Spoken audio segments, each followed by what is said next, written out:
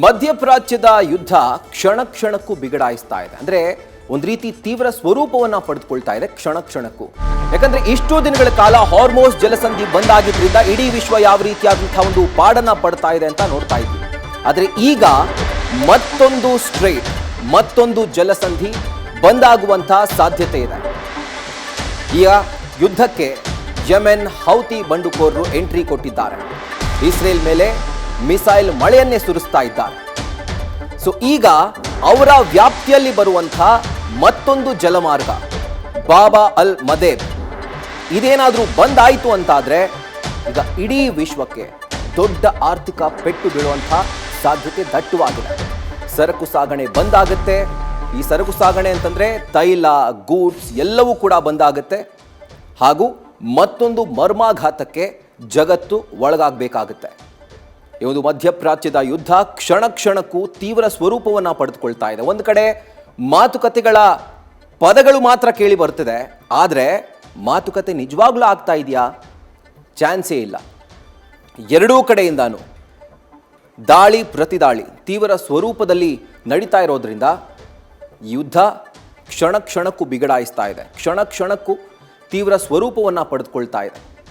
So ಒಂದು ಜಲಸಂಧಿ ಬಗ್ಗೆ ಮಾತ್ರ ನಾವು ಇಷ್ಟು ದಿನ ಗಮನ ಹರಿಸಿದ್ವಿ, ಹಾರ್ಮೋಸ್ ಜಲಸಂಧಿ. ಆದರೆ ಈಗ ಬಾಬ್ ಅಲ್ ಮಂದೇಬ್ ಇನ್ಫ್ಯಾಕ್ಟ್ ಆ ಜಲಸಂಧಿ ಕೂಡ ಈಗ ಮುನ್ನೆಲೆಗೆ ಬಂದಿದೆ.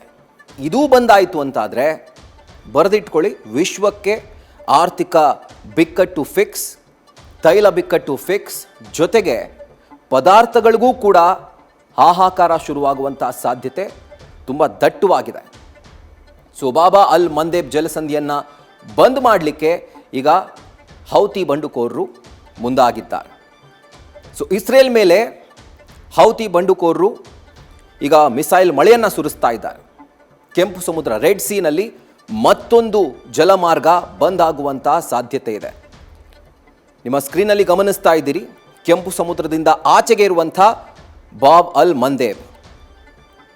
ಸೊ ಈ ಒಂದು ಜಲಸಂಧಿ ಬಂದಾಯಿತು ಅಂತಾದರೆ ಆಗ ಮತ್ತೊಂದು ಮರ್ಮಾಘಾತ, ಇನ್ಫ್ಯಾಕ್ಟ್ ದೊಡ್ಡ ಮರ್ಮಾಘಾತ ಇಡೀ ವಿಶ್ವಕ್ಕೆ ಆಗುತ್ತೆ. ಸೊ ಹೌತಿ ಬಂಡುಕೋರರು ಅದನ್ನು ಕಂಟ್ರೋಲ್ಗೆ ತೆಗೆದುಕೊಂಡು US ಮತ್ತು ಇಸ್ರೇಲ್ಗೆ ಒಂದು ರೀತಿಯಾದಂತಹ ಪೆಟ್ಟು ಕೊಡಬೇಕು. ಜೊತೆಗೆ ವಿಶ್ವದಲ್ಲಿರುವಂತಹ ಬೇರೆ ಬೇರೆ ದೇಶಗಳು ಅಮೆರಿಕ ಮೇಲೆ ಪ್ರೆಷರ್ ಹಾಕಿ ಈ ಯುದ್ಧವನ್ನು ಬಂದ್ ಮಾಡೋ ರೀತಿಯಲ್ಲಿ ಮಾಡಬೇಕು ಅನ್ನುವಂಥದ್ದು ಅವರ ಪ್ಲ್ಯಾನ್ ಆಗಿದೆ. ಇನ್ನೊಂದು ಗಮನದಲ್ಲಿ ಇಟ್ಕೊಳ್ಬೇಕು, ನಿಮಗೊಂದು ಅಚ್ಚರಿ ಇರಬಹುದು, ಹೌತಿ ಬಂಡುಕೋರರು ಯಾಕೆ ಈ ಒಂದು ಯುದ್ಧಕ್ಕೆ ಎಂಟ್ರಿ ಕೊಟ್ಟಿದ್ದಾರೆ ಅಂತ.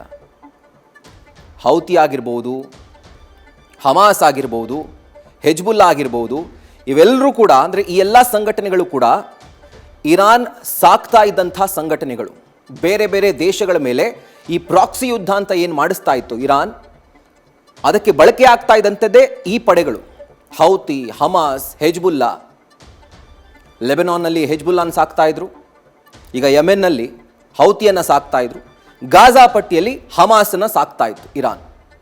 ಸೊ ಈಗ ಇರಾನ್ ಮೇಲೆ ಅಮೆರಿಕ ಹಾಗೂ ಇಸ್ರೇಲ್ ಮುಗಿಬಿದ್ದಿರೋದ್ರಿಂದ ನಾವು ಇರಾನ್ ರಕ್ಷಣೆಗೆ ಹೋಗಬೇಕು, ಹೀಗಾಗಿ ಮಿಸೈಲ್ ದಾಳಿಯನ್ನು ಮಾಡ್ತೀವಿ, ಮತ್ತೊಂದು ಜಲಸಂಧಿಯನ್ನು ನಾವು ಬಂದ್ ಮಾಡ್ತೀವಿ ಅಂತ ಹೇಳಿ ಹೌತಿ ಬಂಡುಕೋರರು ಈಗ ಪ್ಲಾನ್ ಮಾಡ್ಕೊಂಡಿದ್ದಾರೆ. ಅದರಂತೆ ಮಿಸೈಲ್ ಮಳೆಯನ್ನು ಸುರಿಸ್ತಾ ಇದ್ದಾರೆ ಇಸ್ರೇಲ್ ಮೇಲೆ.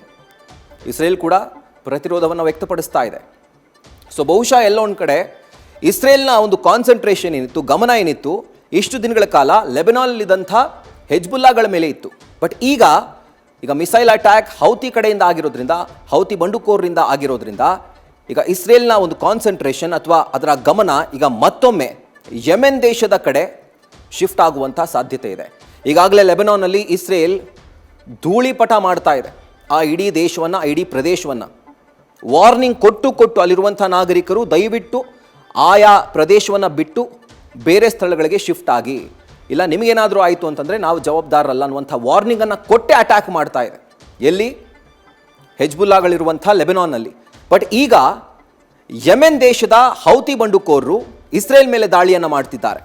ಸೊ ಹೀಗಾಗಿ ಇಸ್ರೇಲ್ ಲೆಬನಾನ್ ಜೊತೆಗೆ ಯೆಮೆನ್ ಮೇಲೂ ಕೂಡ ದಾಳಿ ಮಾಡುವಂಥ ಸಾಧ್ಯತೆ ದಟ್ಟವಾಗಿ ಕಾಣಿಸ್ತಾ ಇದೆ. ಯಾಕಂದರೆ ಸುಮ್ಮನೆ ಇದ್ದಂಥ ಸಂದರ್ಭದಲ್ಲೇ ಇಸ್ರೇಲ್ ಲೆಬನಾನ್ನ ಬಿಟ್ಟಿಲ್ಲ.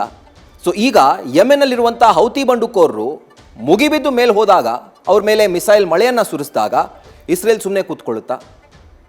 ಒಂದು ಚಿಕ್ಕ ದೇಶ ಇಸ್ರೇಲ್, ಒಂದು ಬೆಂಕಿ ಪೊಟ್ಟಣದಷ್ಟಿದೆ ದೇಶ. ಬೆಂಗಳೂರಿನ ಜನಸಂಖ್ಯೆ ಕೂಡ ಅಷ್ಟಿಲ್ಲ ಇಸ್ರೇಲ್ನಲ್ಲಿ. ಅಷ್ಟು ಚಿಕ್ಕ ದೇಶ, ಅಷ್ಟು ಪುಟ್ಟ ಜನಸಂಖ್ಯೆಯನ್ನು ಹೊಂದಿರುವಂಥ ದೇಶ. ಇನ್ಫ್ಯಾಕ್ಟ್ ನಮ್ಮ ಬೆಂಗಳೂರಿನ ಜನಸಂಖ್ಯೆನೇ ಜಾಸ್ತಿ ಇದೆ ಇಸ್ರೇಲಲ್ಲಿರುವಂಥ, ಆ ದೇಶದಲ್ಲಿರುವಂಥ ಎಂಟೈರ್ ಪಾಪ್ಯುಲೇಷನ್ಗೆ ಕಂಪೇರ್ ಮಾಡಿದ್ರೆ. ಬಟ್ ಈಗ ಆ ದೇಶ ಮತ್ತೊಂದು ದೇಶವನ್ನು ಟಾರ್ಗೆಟ್ ಮಾಡಿ ಮುಗಿಬೀಳುವಂಥ ಸಾಧ್ಯತೆ ಇದೆ. ಈಗ ಲೆಬನಾನ್ನಲ್ಲಿ ಹೆಜ್ಬುಲ್ಲಾ ಬಂಡುಕೋರರನ್ನು ಹೊಡೆದು ಹಾಕ್ತಾ ಇತ್ತು.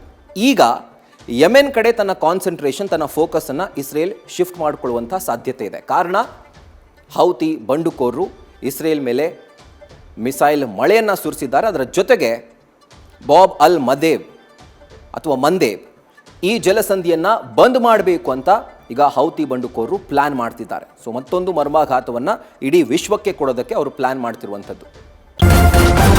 ನ್ಯೂಸ್ ಫಸ್ಟ್, ನಿರ್ಭೀತಿಯಿಂದ ನಿಮ್ಮ ಪರವಾಗಿ.